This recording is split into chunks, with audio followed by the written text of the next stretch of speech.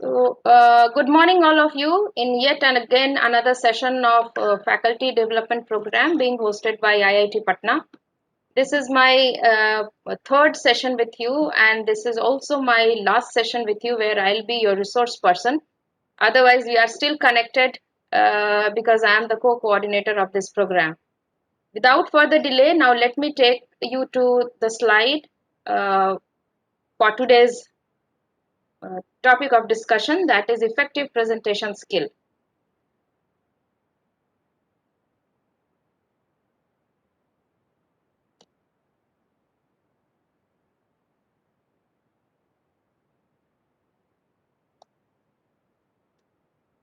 So why do we need presentations in the first place? Why at all presentations have become so very important, especially in the last 2 decades when we have uh, professional courses uh, where we intend to improve the quality of our presentation techniques, including the way we make presentations, the way we organize our points, the way we discuss points, the way we organize the slides, the way we conduct our body. So all these components have suddenly become very, very important, especially because these days we face what is called unprecedented globalization.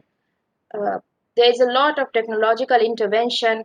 We face competitions wherever we go. So I personally believe that now it's no more about selection, it's more about rejection. Then we don't have a lot of time at our disposal. So we have to make the best impression out of the minimum possible time. So the best in the quickest of time. And then we also have different types of audiences uh, whom we address. There are times when the audience is a mix of people. Right now, also you see the participants. Some are from engineering background, some are from humanities background, some are young faculty members, some are little mature in their profession. So you see, there's a mix of the repertoire of the audience that we face during presentations that we make. All these points somehow uh, uh, emphasize on the point that such presentations are visited through a very, very professional mindset, and we also learn to make the best impact through the usage of vocabulary, through the usage of slides and data, and also uh, by using our body postures to the uh, best of our benefit, trying to make the most of it.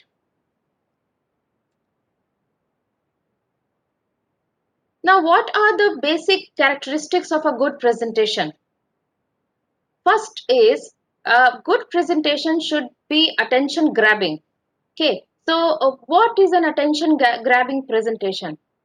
You might have seen, and also you might have watched many television serials, especially stand-up comedies, and these days, news channels, they come up with various types of sociological stories. The opening line would be very catchy.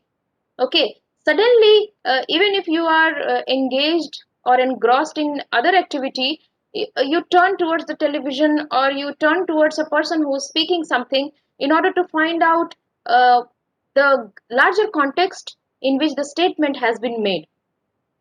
So this is a very basic art of making a very good presentation or having a very good start. Work on your presentation in a way that either you start with some kind of a story that everybody can relate to, or you have some anecdote from your personal experience that people are interested to know, acha, what happened after this, or you have some kind of a joke, or you make some attention grabbing quotation, or you can also highlight or you can cite a research finding that the latest research according to a particular survey states that the pollution level in India has risen by 20% or 30%. So and so immediately people are forced to pay attention to what will follow after you make the opening statement. So such opening statements are very important in having a good start, in anchoring you to making a very good presentation. Passionate delivery. Okay, so be involved in what you are trying to present. The idea behind this is, unless you are interested in your presentation, how do you expect your audience to be interested? I tend to say similar things to my research scholars when they have to make presentations or when they have to discuss their research ideas with me. There are times when they sound very bored. In a very monotonic voice, they will come and they will say, "Ma'am, I read all these things. This is what I think I should be doing."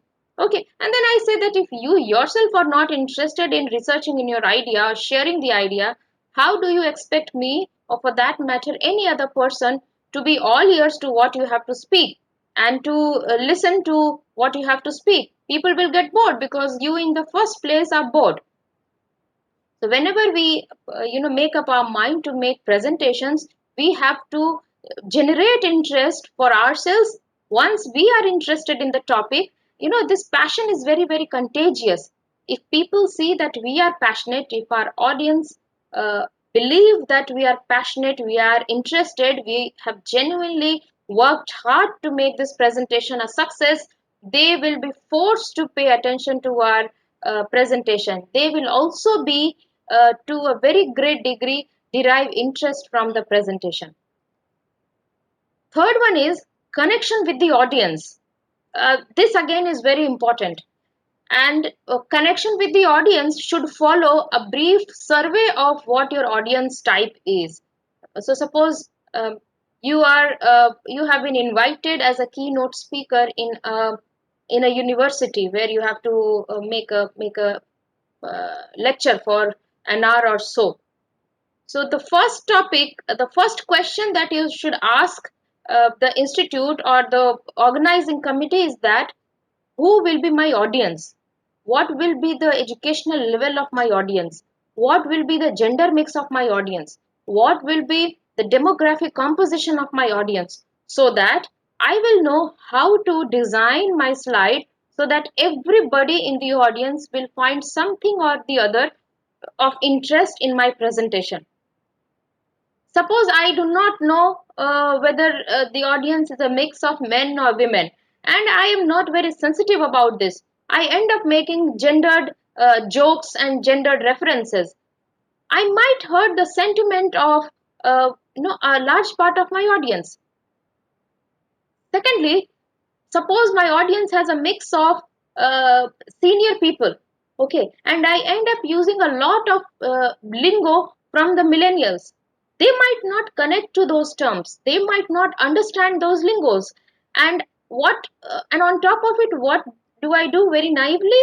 I do not even attempt to explain the context in which such lingos are used. Why?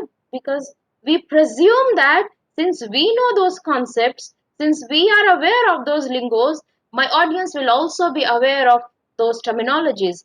So that is why this point is very, very important, that first of all you should try to build a rapport and build a connection with the audience, and that connection can be built only when you have a clear idea as to what your audience type is.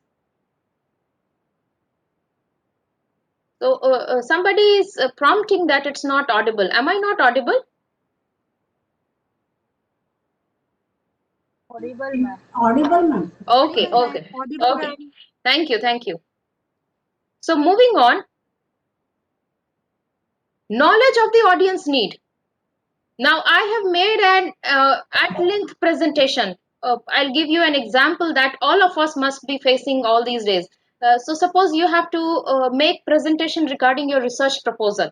Okay, so either you have to make, or any of your scholars who's doing PhD under you is expected to make a presentation of the research proposal in front of the department, in front of your department people. Now the audience needs to know why you have chosen a particular research area, what actually motivated you, what is the kind of literature review that you have done, did you find any literature research gap or not, what are the research questions you have framed, what is the hypothesis that you have framed in order to move ahead in your research, is there any methodology that you are adopting, and finally, what will be the relevance of your research towards the larger benefit of the society. Now, instead of that, uh, what do I do, or what does my scholar do? My scholar will start on explaining what other people have done research in this area, and he fails to move on to the other topics. Okay, and suppose this entire presentation is timed for 20 minutes. Now 15 minutes the person is just discussing literature review. The audience does not need that. The audience is not doing PhD in that area. So as audience, we do not need to know at length or in greater depth as to what other researches, minute researches have been done in that particular area. That could very well be a part of your thesis, or that could be presented to a very specialized audience where you are being evaluated for your points, but not when you have to discuss your research topic. So see, the audience does not need to get into that detail, but you are going into that detail. This entails boredom in the audience. You cannot expect everybody to know this. Now, secondly, suppose you have to make presentation in favor of a stand. Okay. Now you have devoted a time making presentation disfavoring the stand in order to highlight why you favor the stand. So what happens? Most of the time allotted to you now goes in waste. Okay. Another point is, suppose your audience knows that this person is an expert of linguistics. She'll be talking about linguistic features. So this is what your audience has on your mind. And suppose I go and I start lecturing on Narendra Modi, or I start lecturing on the democracy that is India, or the political status of India. This is not demanded of me. This is not expected of me. Why? Because I'm not an expert in that area. So I should also tread very cautiously as to what I should speak, how I should speak, how much I should speak, and whether I'm catering to the needs of my audience or not. Anecdotes and stories. So, in the beginning of my presentation, I had already stated that it's best when we start a presentation with short anecdotes, short stories, especially when you do not know what your audience type is, so that you can start the whole presentation on a very, very jovial, very, very positive note. So, that does the trick many a times. I'm sorry, this presentation we did not start with any anecdote or any story, because here we have met for a very, very professional, very, very specialized presentation. So I thought maybe as we progress in the presentation, we will get on to a little lighter note. But in all the presentations where you are not aware who your audience is, or where you know that you are being judged or you are being evaluated for your presentation, it's good to build certain kind of rapport with your audience. Eye contact and good body posture. So I'm sure in all the sessions that you have attended so far, all the resource persons must have emphasized and re-emphasized on the importance of maintaining a healthy eye contact and a good and confident body posture. Why? Because having a good eye contact conveys a message that you are honest, you are earnest, and you are confident about your topic, and you're not trying to shy away from certain points. Good body posture, again, the confidence in your body posture reflects the confidence on your mind. So your audience will be more attentive when they see a very confident person making a presentation. I'm sure all of you must have witnessed some good presenters and bad presenters. And if I ask you to, sit back for a moment and reflect on some of the very good presentations that you have witnessed so far, and some of the bad presentations you have witnessed so far, two of the things come very, very, easily on our mind. First is people who had very good language, very good vocabulary, very good pronunciation invariably goes for a good presentation. People who have good posture, very pleasant looking face, smiling face, open to all kind of suggestions and feedback, again goes on to make very good presenters. On the other hand, we have other set of people who somehow do not make very good presentations. They are bad with their diction, they hesitate when they speak, make unnecessary pauses, and they repeat what they said because due to nervousness they forget what they just spoke. And secondly, they do not have a very good body posture. They either slouch, or they hold hands like this, or they are jittering.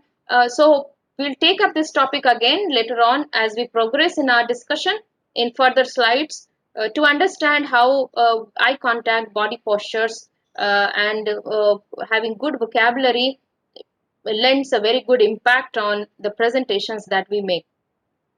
Then is being organized. Needless to say, if you are organized on your mind, you will be organized in your presentation. So, a humble request to all of you is, when you have to make presentation, you can make all sorts of flashy slides, you can have all sorts of data in your slide, but first try to be organized mentally. Okay, try to visit your topic mentally. What is the first thing I'm going to say? Why I'm going to say a certain thing? What is the next important thing I'm going to speak? Is it that I'm missing out on important things? How are my topics connected to each other? Am I proceeding in a lucid manner? Will my audience find it easy to understand, or am I jumping very fast from one topic to another? These are the things, having a good, well organized presentation will always leave a very good impression on the audience. So let's uh, you know revise the points that we have just discussed. Characteristics of a good presentation. Number one, the presentation should have a very attention grabbing start. Then it should be delivered in a very, very passionate manner. One should always try to build a connection with the audience. One should be well aware of the need of the audience. Then anecdotes and stories always lend an extra edge to your presentation.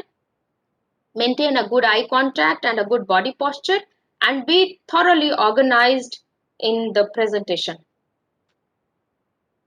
So what are the so in the previous slide we discussed some of the basic characteristics of a good presentation.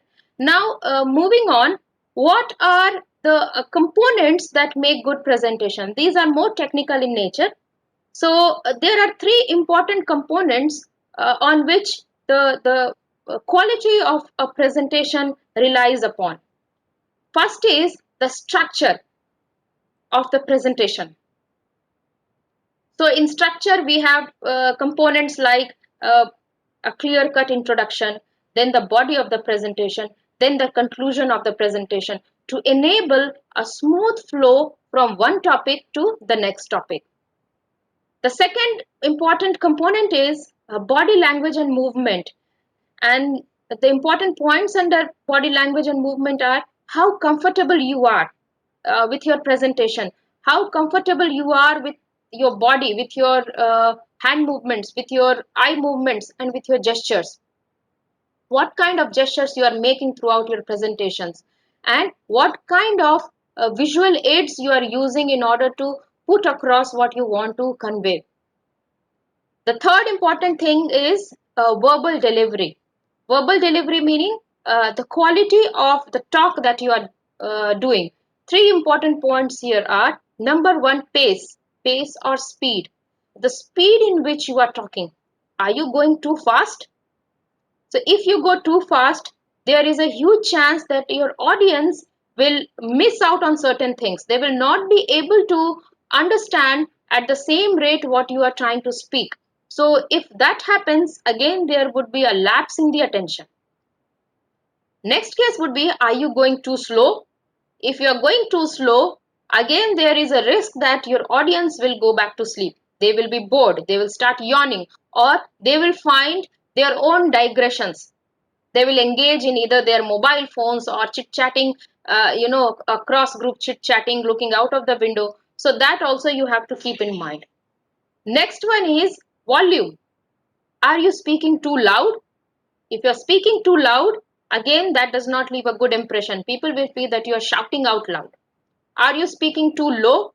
Again, if you're speaking too low, people have to pay extra attention to what you are talking, and after a particular point of time, again they will get bored. Then again, use of full vocal range. Are you modulating your voice enough? Okay, so you must have heard railway announcements, or for that matter, when you go on an airport announcements. You see, they are very, very monotonic. Okay, there is no change in pitch volume.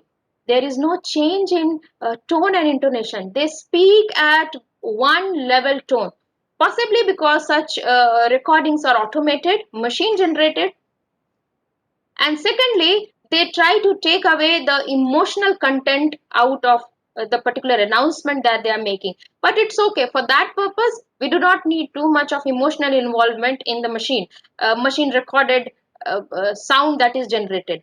But while making presentation, suppose somebody stands in front of you and starts talking like a robot. For example, uh, I'll try to demonstrate. Clear components, introduction, body, conclusion, smooth flow from one topic to next. Comfort, deliberate gestures, eye contact, use of visual aids, pace, volume, use of full vocal range. Wait, does this interest you? You might find it funny initially, but after a point of time, you will lose interest because you do not know which points are important points that are being highlighted by the speaker and which are not so important points, which are the jokes which the speaker is cracking, and which are the serious claims that your speaker is making. So, it is very important to modulate your voice efficiently while you make your presentation. Again, because you need to keep the attention of the audience onto yourself, onto your presentations.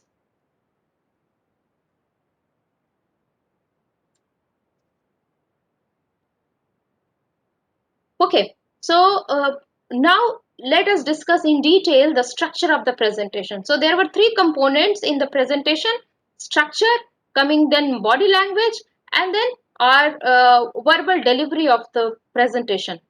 So the first one is structure.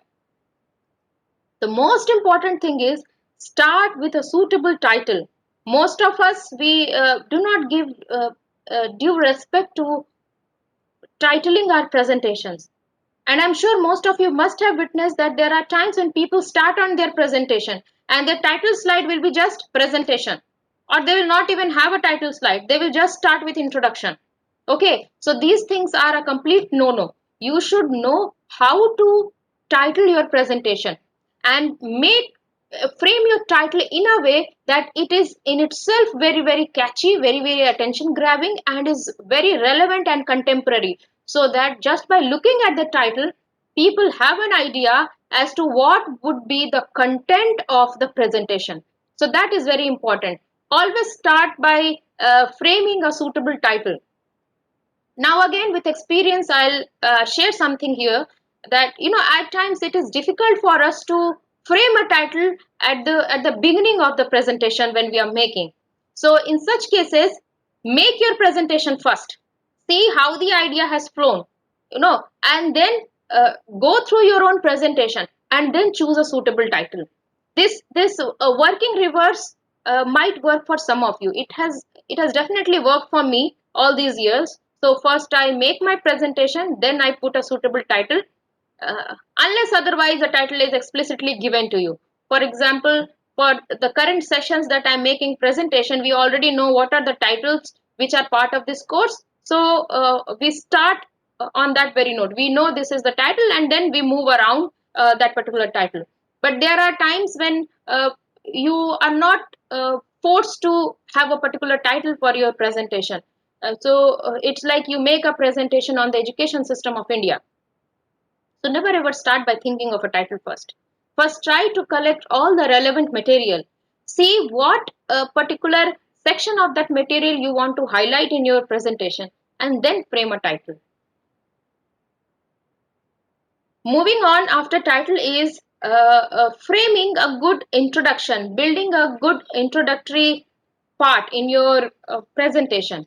How do you do that? How do you make introduction? Build rapport with audience. Start by highlighting general points of understanding. Always showcase the larger relevance of your presentation so that everybody in the audience knows that they are going to be benefited to some extent if they hear the presentation. So there is something for the man, there is something for the woman, there is something for the educated, there is something for the uneducated, if you know that your audience is a mix of all these. Okay, so it's always good to have something or the other of interest in the introduction of your presentation. Next is state preference for questions during or after. Okay, so in the beginning of the presentation, you can always say that, questions, if any, will be invited throughout the presentation or at the end of the presentation. It's always advisable to, invite question towards the end of the presentation, because that in that case then it will not mar the flow of ideas of your presentation. Otherwise, every now and then if people raise questions, they want their doubt to be clarified, there is a huge chance that the main agenda of the presentation is not discussed, and then you move on to many other things that discussed, and then presentations are always time bound, so you also have to respect the time that is allotted to you. So in that case, the time is wasted, and what you wanted to present is left unpresented. So in that case, you can always ask that, I would appreciate if you write down your questions or you note down your questions, and I will take up each question one by one towards the end of the session. Set the stage of your presentation. Provide agenda and objective. Grab their attention. Okay, so it's always good to highlight that why, with what purpose, with what motive this presentation has been created, and what is the kind of objective that is being fulfilled through this presentation. Are you going to argue in favor of certain point? Are you going to convince your audience? Maybe you are making presentation for research funding, so the basic idea, the basic agenda or objective of your presentation is to convince them for your funding. So accordingly, you will highlight the novelty of your research more. Suppose you have another objective. Here your objective is to win the vote of audience in your favor. Okay, so you will want to highlight more on the welfare schemes out of your project, or what you are going to do for people, so that they vote for you. So you have to identify the purpose with which you have decided to make presentation. Once the purpose is clear to you, try to communicate that purpose to your audience. What is the objective and what is the agenda of your purpose? Suppose you are making a registration seminar. We have that for research scholars here. So the very idea of registration seminar is to get your tentative title registered, so that you start working formally on that topic, and also to get the research methodology, to get the chapter distinctions, chapter distributions vetted by your doctoral committee. So that is the idea of such presentations.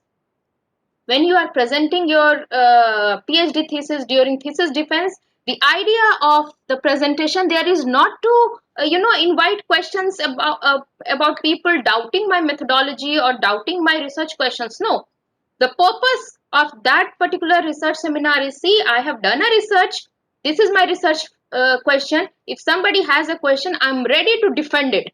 Okay, that is not a stage where you raise a question and you ask me that why don't you revise your question, and I go back and revise. That cannot happen because my research is already done. At most what I can do is I can defend my topic as to why I chose to do on that particular research, why it is useful, and what greater benefit the society will derive out of my PhD research. State the bottom line and your key supporting points. Okay, so once you have highlighted the objective and the agenda of your presentation, highlight the key supporting points. Okay, so you have main points and you also have supporting points. So identify the supporting points of your presentation and highlight it. So these form the introductory part of your presentation. Then moving on to the body. So remember that your introductory part can be more than one slide. So there could be 4 or 5 slides which form the introduction of your presentation. So never ever feel that if there is introduction, it is just going to be one slide. It depends on you how you make your slide. But again, it's always judicious to not have unnecessary number of slides. Okay, so it's always good to have 10 slides for a presentation of up to 20 minutes, not more than that. People would not want you to flip through slides every 10 seconds. Okay, they want some kind of stability because they are also reading what you have written on your slide. The body of the presentation solely aims at delivering your message logically and in a very structured manner.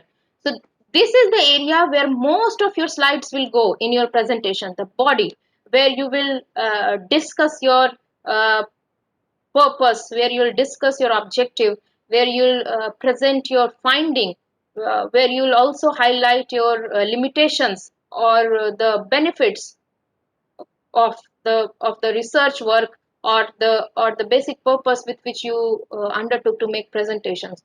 So most of the discussion form the body of the presentation.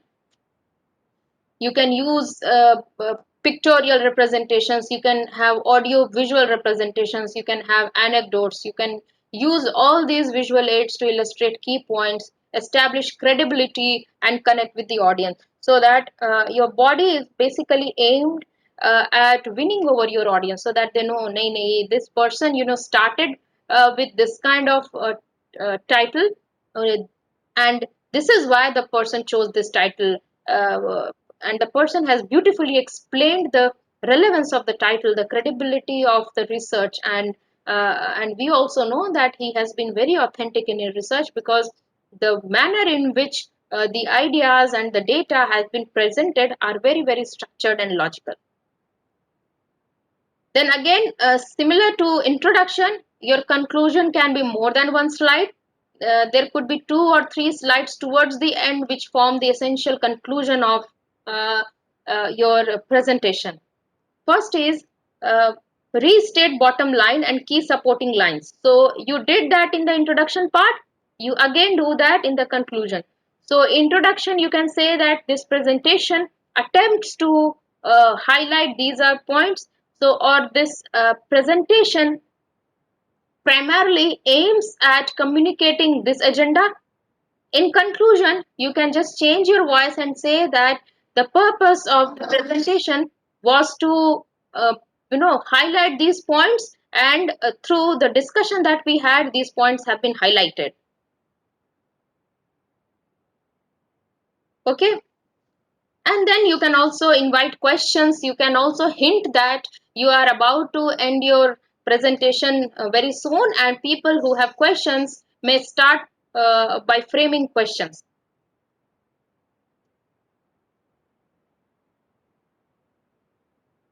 Then under structure, first thing was introduction. So what are some of the important components of introduction? Quickly, let us discuss. Um, who am I? So start by providing your name, your role, and your function. So suppose for the current presentation, I can say that I am Dr. Shweta Sinha, and currently I am employed as assistant professor in the Department of HSS IIT Patna. I am also the co-coordinator of this faculty development program, and I am entrusted and with teaching duties, with supervision duties, whereby I teach linguistics courses and I also supervise students in various domains of linguistics. Why am I here? Again, you can say that as a resource person for this FDP, I am here to make a presentation and to discuss the various points of making an effective presentation. Set expectations. So I can again say that I would really appreciate if I get questions from my participants. They can expect to know the technicalities of making a good presentation, the do's and don'ts of making a good presentation. Why this is important? Okay, so why, again, you have to give specific benefits to your listeners, why this presentation is important for them and again why this is important for me, that I have been chosen to deliver a lecture on this, and what are the benefits that my participants will derive.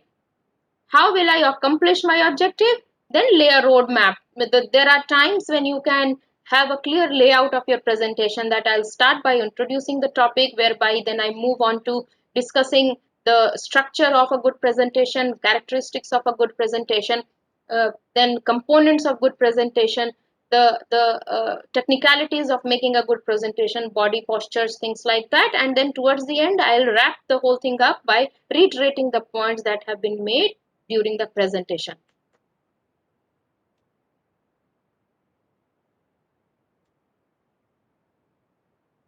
So what all composes the body of the presentation? First is deliver the main idea. Okay, tell audience what you are going to tell them, and tell them again and again. So after every couple of slides, remind them why they are here, and why you are making a presentation on that particular topic, so that they do not forget. Transition well. Okay, from one section of the presentation to the other section of the presentation, transition well. Okay, don't be abrupt, so that your audience will be taken aback. तो अभी तो ये discuss कर रहा था, अभी अचानक से ये क्यों डिस्कस कर रहा है. So give them a logical sequence of your transition. Be flexible and on course. Okay, so again, be flexible with your presentation. Suppose you are making a particular claim, and you believe that your audience, they want to know something more, or they are not, or they are disapproving something. So be flexible. Try to slightly delineate from your topic of discussion and try to convince them, but again get back to what you were trying to talk. Don't be just rigid. So even if you know that your audience is somehow disapproving, don't just go on and on. You will only increase boredom in your audience. Review benefits and main idea. Okay, so as you move, as you structure your ideas in the body of your presentation, review the benefits. So why, what are the chief benefits of the presentation, what are the key points, key highlights of your presentation, and emphasize on the main idea. That simply because your audience has taken time out of their schedule and they're sitting in the room and listening to you, so they should be convinced time and again, communicated time and again, that their effort, or their spending time is not going into vain. There is something of value that is being shared with them. Provide the context when introducing each concept. Okay, this has, I'm sure some of you must have experienced that there are times when people jump from one topic to other without even introducing the context behind that particular concept. Your audience might not be aware of the context so much so as you are. So what you can do is, you can always highlight the context in which that particular idea, that particular concept was included in your presentation. I've illustrated some of the examples. So you can always start by stating that this project was a collaboration between Department of HSS, IIT Patna and CDAC, so that people know, okay, so this was a collaborative work, so they will expect certain kind of terminologies. The research was sponsored by ICSSR, so they will know that, okay, ICSSR sponsored projects are, so they have an idea that what this project whole thing will be about. The team was led by 2 scientists and 5 engineers. Okay, so again, your audience will know that if scientists and engineers were a part of the team, so they will definitely have some scientific technical jargons, some you know technical terms which will be used throughout the presentation, and so on and so forth. The main purpose of undertaking this research was to find out the benefits of you know uh, green economy, or recycling. So these are the things how you can introduce context, and you can speak a little bit about your context.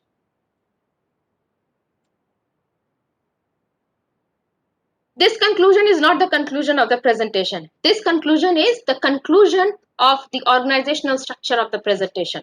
Our conclusion we'll have after a while. So conclusion, what are the components of conclusion? Review your presentation.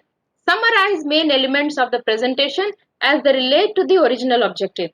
This similar thing we also do when we write a research paper. So we have explicit discussion section, and then we have conclusion, where in the conclusion section we again emphasize that the research began with this main idea, and this research work is an attempt to do justice with to the main idea with which the research work was undertaken. Use especially statement. Now when you use especially, it highlights the crucial element for the audience to understand. So I can say that this presentation will benefit all the faculty members who are teaching communication skills in engineering colleges, especially those faculty members who are new and who never had any chance to learn the nuances of making presentations. So that especially is a highlight, so that people know the clear objective of the attempt with which the presentation is being made. Next steps, calls to action. So signal the end that it is near. So you always say when you are moving on the slide, you can say that with this, I would like to conclude by reviewing my points, or by highlighting the main achievements of the project, or by bringing to the front the main challenges that we faced during our research, so that your audience is again clearly aware that all right, so the presentation is about to end in a short while. Questions or closure. You thank the audience for their patience. Solicit questions. Who would like to know more details about the presentation, or more details about the project? Or you can yourself presume and say that, whenever I make presentations, there is a frequent question that is asked on this topic, and then you yourself can start by answering them, so that your audience will know that you are ready to welcome questions.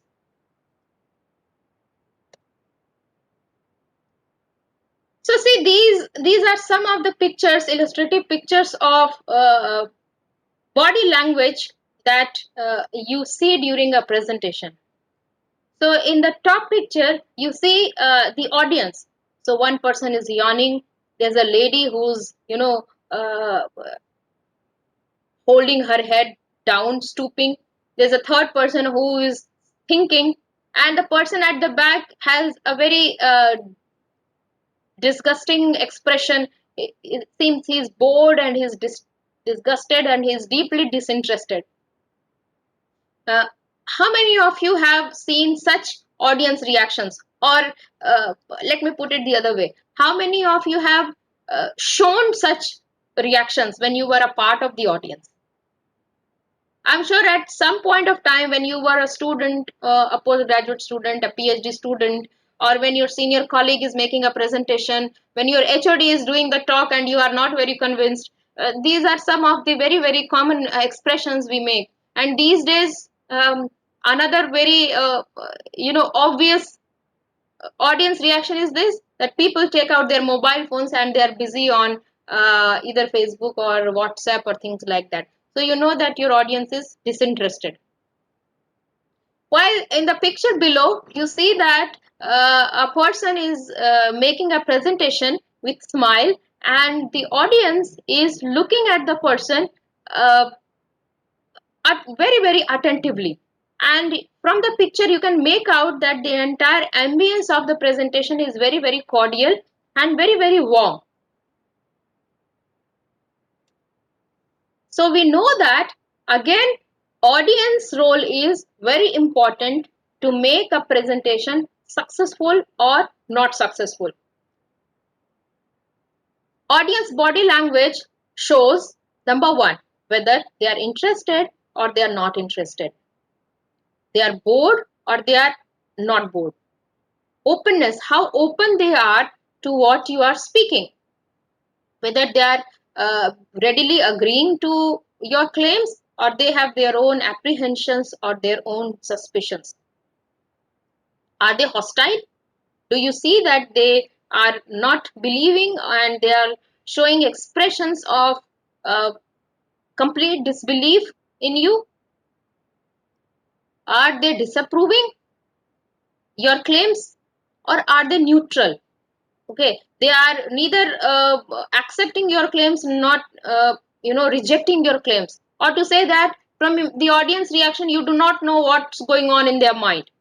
Okay, so these are some of uh, audience behavior that are very very obvious during presentations, and all these things you can know through the body language. The previous slide illustrated two prominent body languages where in one picture we saw that the audience was completely bored, so we can guess uh, at the features, characteristic features of the person who's making presentation.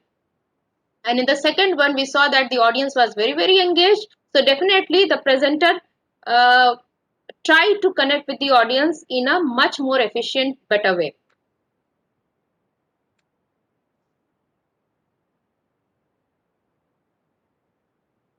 So how can we make our presentations better? What are some of the techniques and some of the ways to improve our presentation? The mool mantra of making a good presentation is practice, practice, practice. So practice makes a man perfect. Practice, practice until you succeed. We know all these sayings have been a part of our culture through history, through ages, and they are not there for no reason.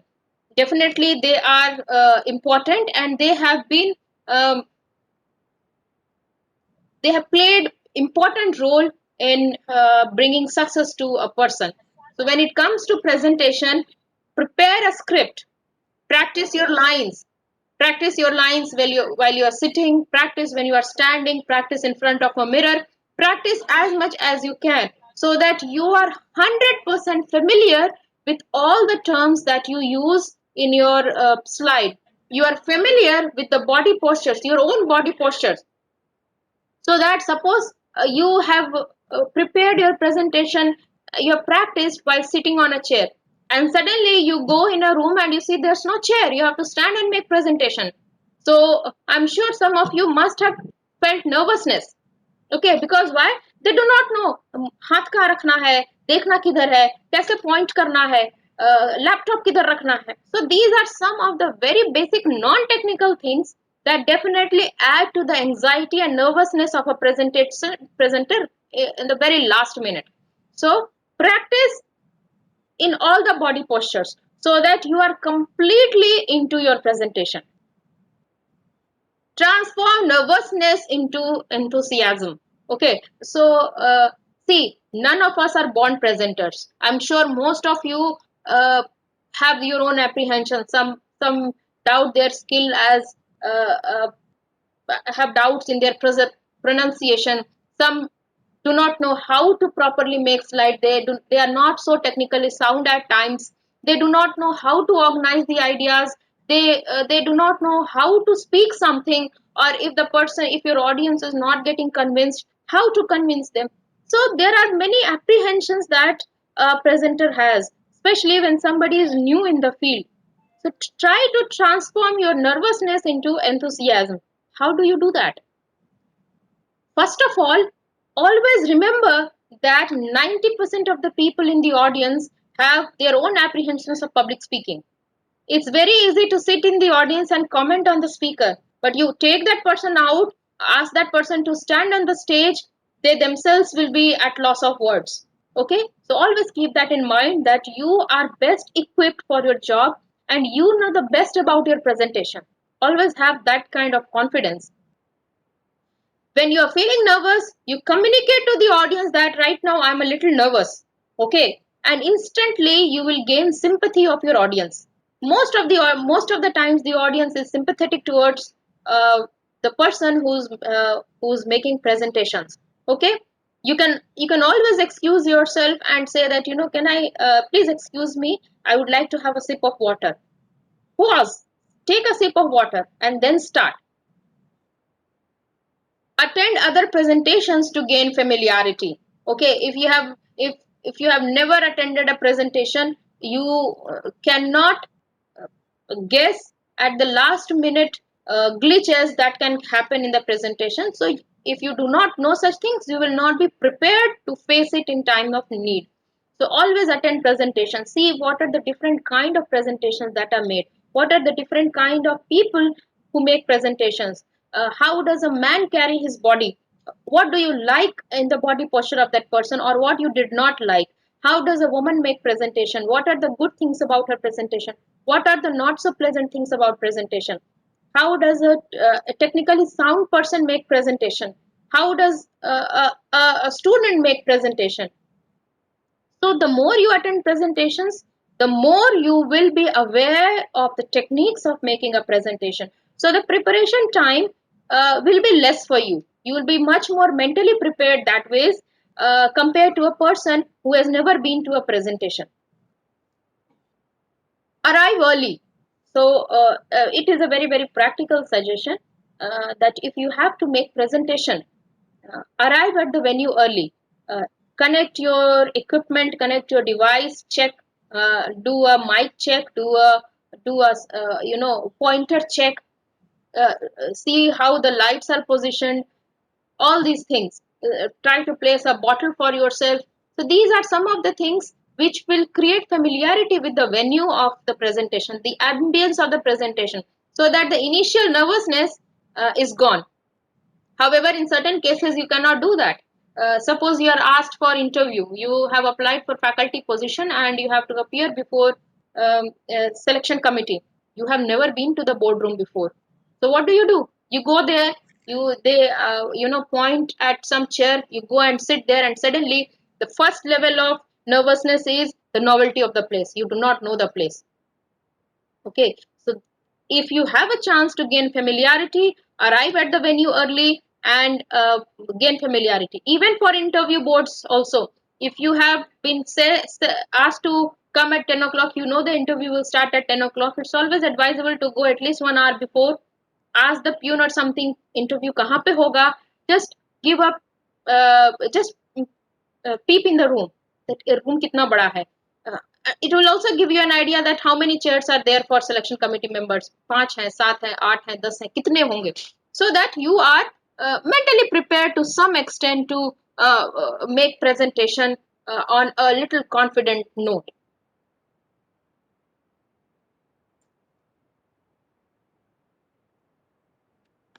Meet and greet.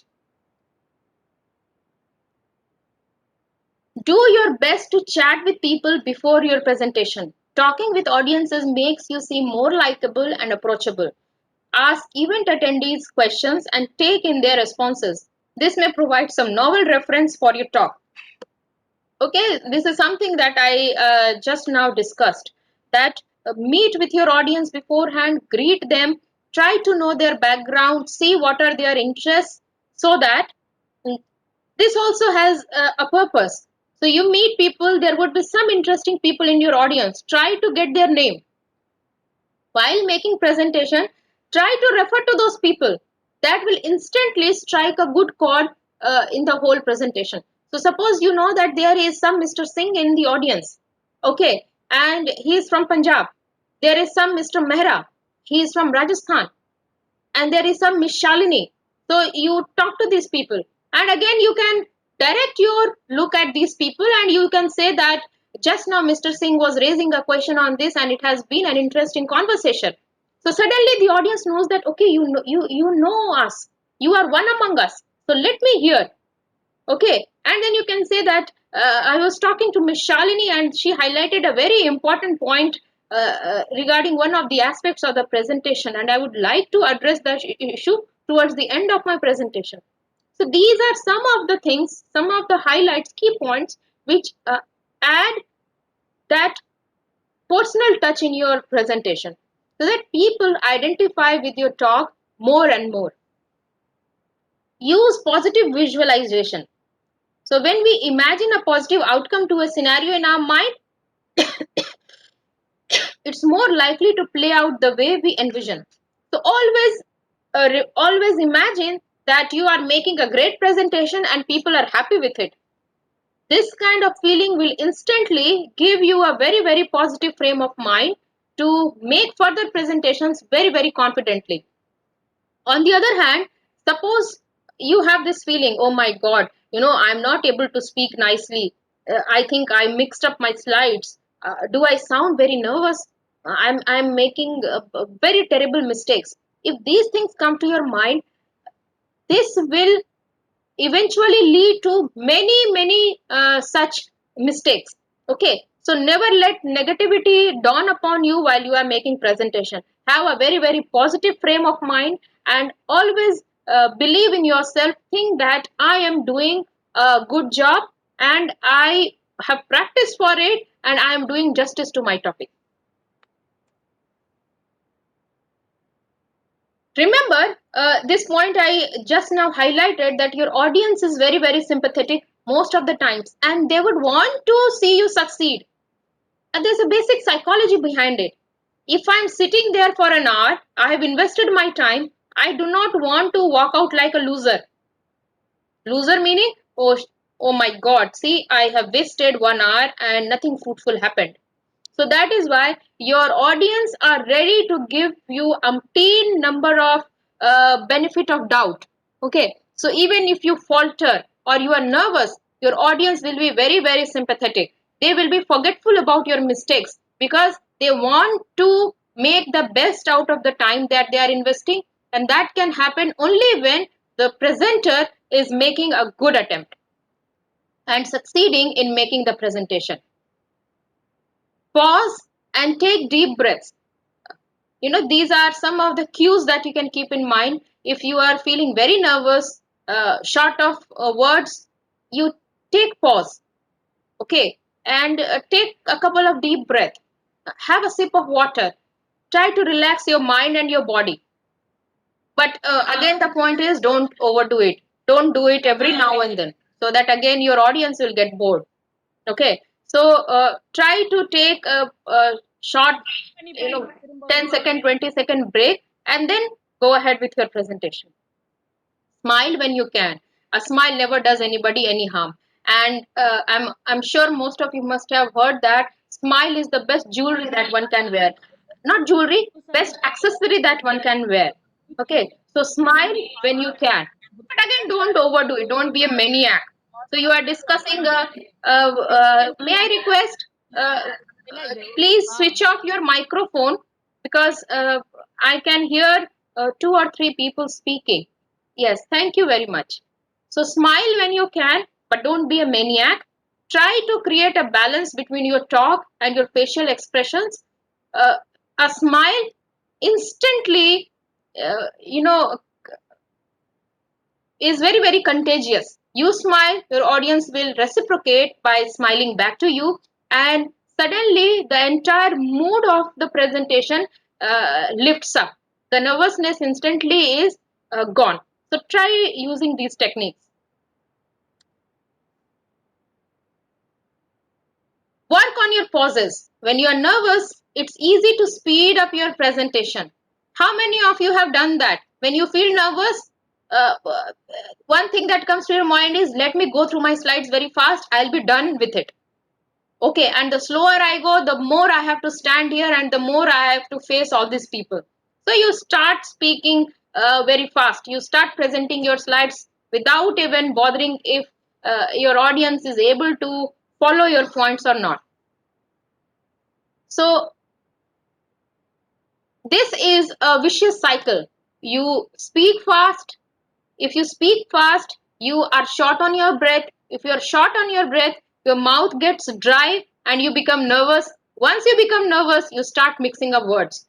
So don't get into this mode. Be slow, be clear, take pauses, smile once a while in between.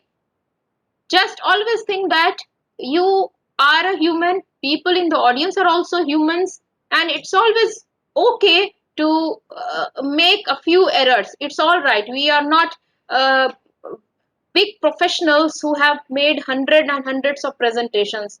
Once we achieve that stage, definitely the fear of public speaking will go away. But till that time, it's okay to sound genuine and to sound authentic. Don't try to cover too much material. Okay, be focused. You can keep your extra material for question answer interactive session. You can have supplementary files so that if somebody asks that, why don't you throw some light on this particular thing? I think you have not adequately dealt with this topic. Then you can show a few more slides which are apart from your presentation, and then you see that, these are a few more studies in this area, and I'm sure the findings will clarify your doubt. So keep supplementary material, additional material, make notes, keep them handy, but do not include them in your main presentation. Okay, do not try to cover too many topics. Too many topics. The idea behind this is, one, you will not do justice to all the topics, and secondly, this will create unnecessary doubt among the audience. So even if they don't need to know about a certain thing at that point of time, simply because if you have introduced the topic, they will have a lot of doubts and queries. Okay, so you have to be judicious about what topics you intend to cover and what topics you are planning to keep for interactive session. Actively engage the audience. Okay, be welcoming, uh, be agreeable to them, and make your presentation in a manner that you are more relatable to them. Be entertaining, avoid monotony. I had demonstrated this earlier. Have adequate voice modulation, use your body postures to your greatest advantage, where you can direct their attention. Be entertaining. I do not mean that you have to create a mockery of yourself, you have to be a stand up comedian. Entertaining means you have to keep their mind racing. Okay, you have to keep them analyzing and thinking about your um, presentation. If you see that they are digressing, bring them back through your interludes, through your anecdotes, through your jokes. Be authentic. Admit that you do not have answers to all questions. It is completely understandable. Nobody has read all the books on all the topics. Nobody can answer all the questions from so many participants. There are some questions are expected which would go unanswered. So instead of beating around the bush, confess to the audience that, I do not have a greater clarity on that topic, uh, but I will definitely get back to you once I have read more on this particular topic. This makes you more credible as a speaker, so that when you speak, people will know that now when you are talking, you definitely know a lot on this topic. That's why you're speaking. Otherwise, you would have excused yourself instead of talking rubbish on that particular topic. Practice a confident body posture. See this illustration. These are a few demonstrations of body postures. In the first one, for especially for men, you know, some of them put their hands behind and make presentation. No, rude. Some of them put their hands on the waist. See, as if he's the commander of an army instructing. So don't ever do that. Some men put their hands in the pocket and speak. So why this happens? Because they do not know what to do with their hands. Where should I keep them? You can use your hand as your own pointer. So, and once you try adjusting your hands, you will see that your hand is where your audience is looking at. So if you do like this, your audience eye will go there. If you do like this, your audience eye will go there. So you look at the slide and you point it there, your audience will look there. Okay, so use your hand as your pointer. Okay, this lady here in the picture is again doing that. She has pointed her hands in a particular direction, and we are looking in that direction. Maintain a healthy eye contact during presentation. Look in the eyes of the audience. Now, I will share something again on experience here. When you look into the eyes of few people, suddenly they'll smile and you'll become nervous. Suddenly they'll make faces to make you nervous. There are all sorts of people in the audience. There are times when audience wants to succeed, but there also be certain elements which would not want you to succeed. So what do you do? Learn to look through the audience. How do you look through the audience? Create a spot towards the back wall of the venue. Okay, and look at that spot and make presentation, so that when you are looking across the audience, people will think that, oh, possibly the person is looking at the person sitting behind me or the person at the side of me, but actually you are looking through them. You are not looking at any person individually, you are looking through them and you have focused your attention on the wall. This is a technique that you must try. What are some of the common presentation errors then? Talking too fast, not taking adequate pauses, reading slides verbatim, meaning you are just going on reading slides. If you are reading slides, why do we need you? You just put on your slide on the computer, we will read you. So instead of just reading slide, what is the extra stuff that you have to speak? Your audience is more interested in that. So that along with reading, they have extra information that is communicated to them, and together they it is easier for them to form opinion. Either you are hovering over the projector so your own silhouette comes on the screen, or you are facing the screen so people are seeing your back. These are discourteous postures and you should strictly avoid these stands. Standing between the projector and the screen, again what happens, a lot of light is seen on your face and shadow falls on the screen. Speaking during transition, meaning you are transitioning from one slide to the other and you are speaking, and people do not know that from where has this point come up. So design your talk in a way that it is incongruous, it is in congruity with the change of slides. Responding to a question by shuffling through a disorganized pile of slides or papers. So suppose somebody has asked you a question and you say, okay, I will respond to you. I have it somebody written here in my notes, and you are flipping through the pages. Or you have it stored on your drive in computer and you are shifting from one folder to another, typing in keywords. So it should be somewhere, it should be somewhere. This means that you were not organized, you were not prepared. So always take out relevant material from your folders where you have stored your files, save them in a particular file, label them nicely so that with less time you can access them and deliver information. Failing to introduce or summarize the presentation. Again, introducing your presentation is as important as summarizing the presentation, so that your audience knows the purpose why this presentation is being made, and towards the end whether the purpose with which the presentation was made has been fulfilled or not. Again, not reminding the audience why they should be listening. Okay, so time and again, as I stated earlier, you should definitely remind your audience why this presentation is essential, why they have gathered here to listen to your presentation. That reminder once a while is very, very important. So to wrap it up, let us review the points that we have discussed here. Number one, why do we need to learn about presentation techniques? Okay, what is the importance of learning presentation techniques, especially in the present scenario? What are the characteristics of making a good presentation?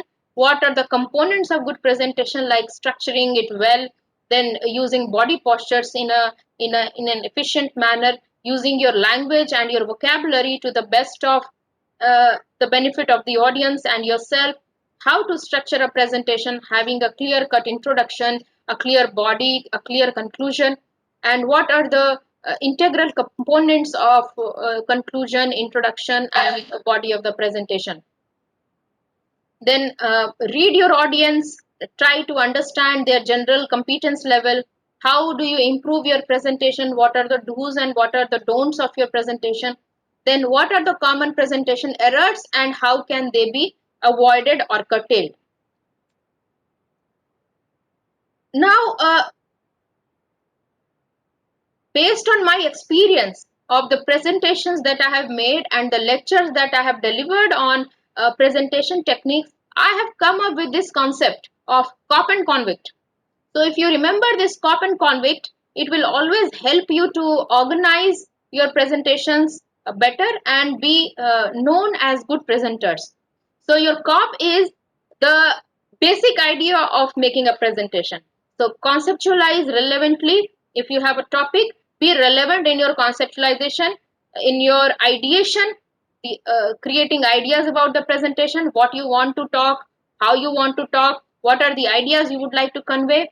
Organize meticulously, okay, how the flow of idea, transition of idea from one slide to other slide should be very, very lucid, should not be taxing upon the intelligence of the audience.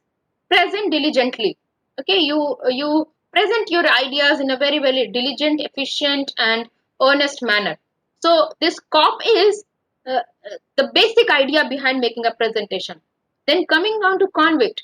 Convict provides you a finer uh, technique detail about presentation. So C is create originally. Don't plagiarize, don't copy paste from here and there. Be original in your idea. Maintain an order. Okay, either you go from most important point to less important point, or less important point to more important point, or a topic of present discussion to a topic which were discussed a few days earlier. Again, in literature review, there are certain orders we follow so that the audience has a hang of what we are talking about. So maintain an order in which you present your ideas. Always strive for novelty. Okay, why you are making this presentation? What is the novel component? What is the new thing that your audience will learn when they listen to your presentation? Verify your data. Okay, if you are reading an article and certain data is mentioned and you are really interested to present that data in your presentation, cite that data and also do a recheck. Verify from other sources if the data that has been presented in a certain research article is correct or not. Okay, so be thorough about it, especially when you quote something from the newspapers. It's always good to do a background check and verify your data. Use instruments or tools efficiently.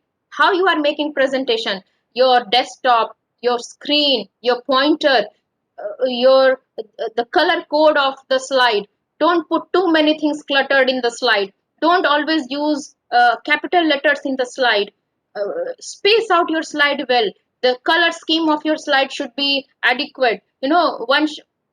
I've seen a few scholars, they use white background and on white background they write with yellow.